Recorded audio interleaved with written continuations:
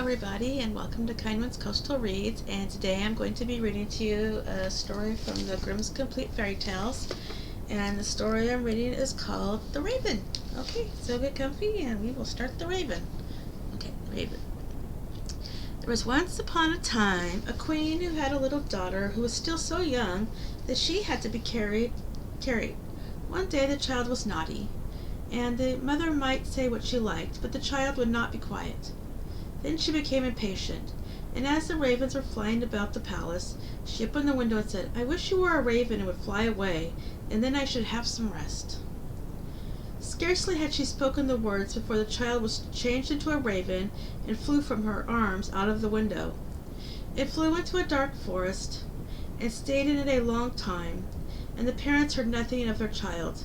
Then one day a man was on his way through the forest and heard the raven crying, and followed the voice, and when he came near, the bird said, "I am a king's daughter by birth, and am bewitched, but you can set me free."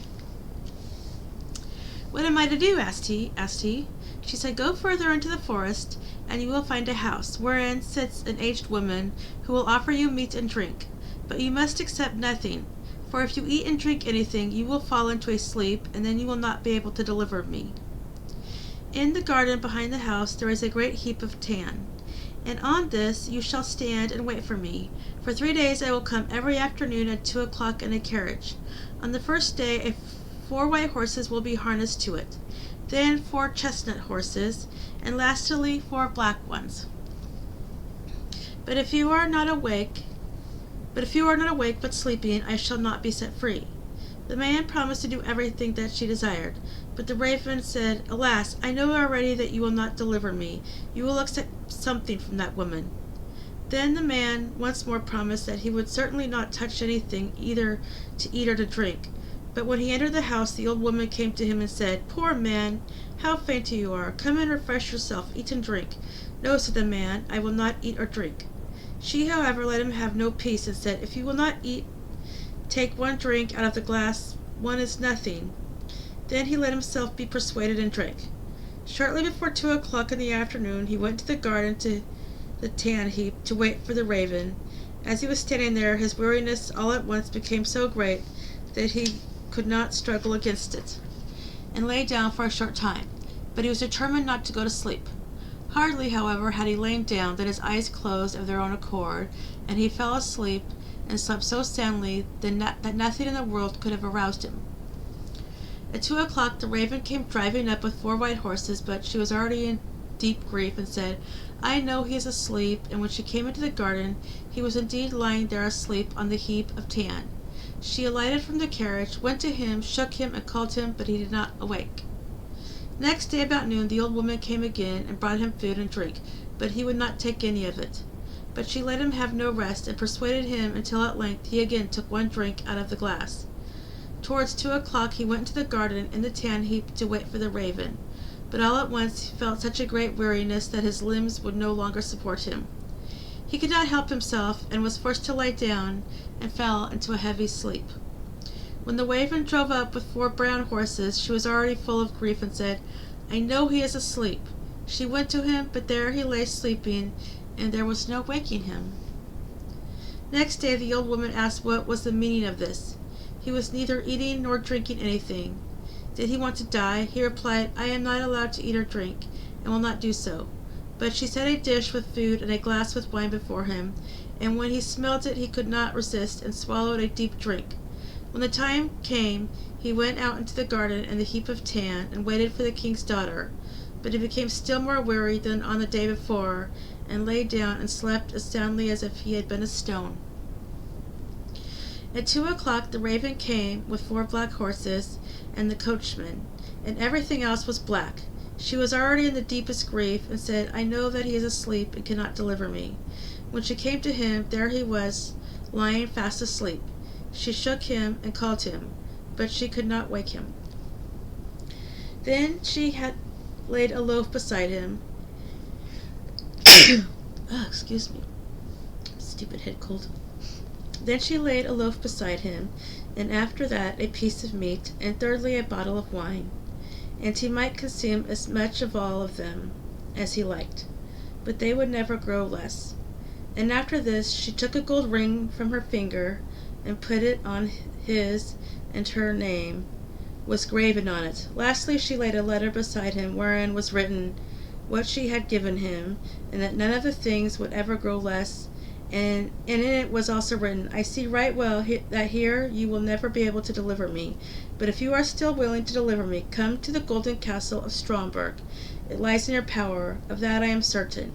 And when she had given him all of these things, she seated herself in her carriage and drove to the golden castle of Stromberg. When the man awoke and saw that he had slept, he was sad at heart and said, She has certainly driven by, and I have not set her free. Then he perceived the things which were lying beside him, and read the letter, wherein was written how everything had happened. So he arose and went away, intending to go to the golden castle of Stromberg, but he did not know where it was.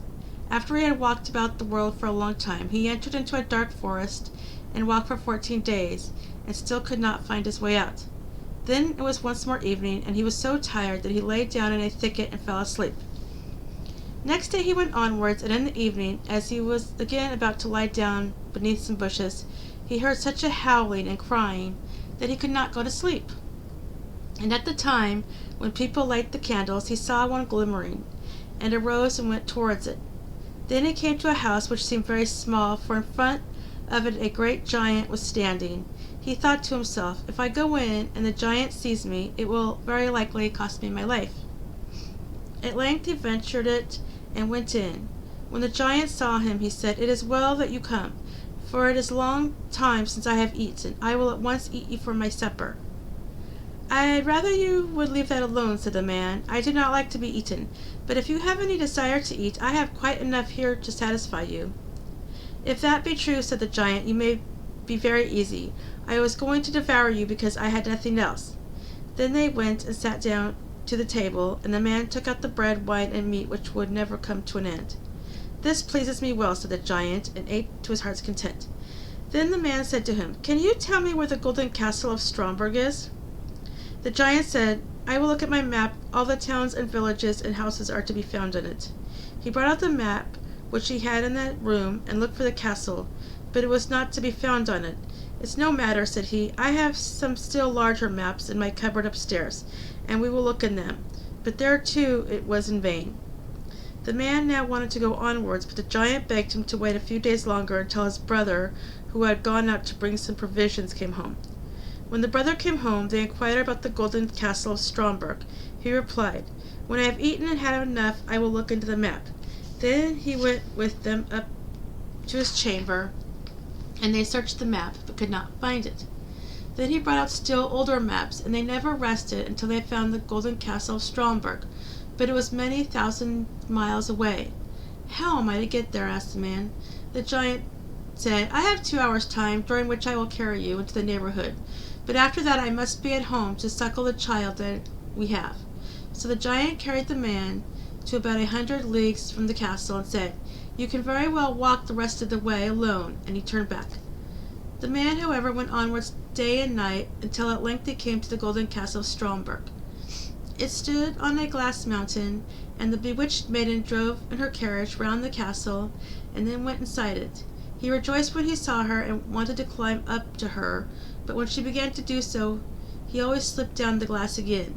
And when he saw that he could not reach her, he was filled with trouble, and said to himself, I will stay down here below and wait for her. So he built himself a hut, and stayed in it for a whole year, and every day saw the king's daughter driving about above, but he could never go to her. Then one day he saw from his but 3 robbers, who were beating each other, and cried to them, God be with you. They stopped when they heard the cry, but as they saw no one, they once more began to beat each other, and that too most dangerously. So he again cried, God be with you. Again they stopped, looked round about, but as they saw no one, they went on beating each other. Then he cried for the 3rd time, God be with you, and thought, I must see what these 3 are about, and went over and asked why they were beating each other so furiously. One of them said that he found a stick, and that when he struck a door with it, the door would spring open. The next said that he had found a mantle, and that whenever he put it on, he was invisible. The 3rd said he had found a horse on which a man could ride everywhere, even up to the glass mountain.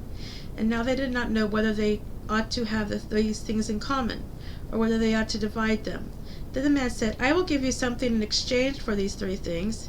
Money indeed have I not, but I have other things of more value. But first I must try yours to see if you have told the truth. Then they put him on the horse, threw the mantle round him, and gave him the stick in his hand. And when he had all these things, they were no longer able to see him. So he gave them some vigorous blows, and cried, Now, vagabonds, you have got what you deserve. You are satisfied. And he rode up the glass mountain. But when he came in front of the castle, at the top of it was shut. Then he struck the door with a stick, and it sprang open immediately. He went in, and ascended the stairs until he came to the hall, where the maiden was sitting with a golden cup full of wine before her. She, however, could not see him, because he had the mantle on. And when he came up to her, he drew from his finger the ring which she had given him, and threw it onto the cup, so that it rang. Then she cried, This is my ring! So the man who is to set me free must be here. The courtiers searched the whole castle, and did not find him. But he had gone out, and seated himself on the horse, and thrown off the mantle. When they came to the door, they saw him, and cried aloud in their delight. Then he alighted, and took the king's daughter in his arms. But she kissed him, and said, Now you've set me free, and tomorrow we will celebrate our wedding. The end. And that is the story of The Raven from Grimm's Complete Fairy Tales. And I hope you enjoyed the story, and if you like this video, you can like and subscribe, and I will try to be back tomorrow for another fairy tale. Thank you for watching, and have a great day. Bye!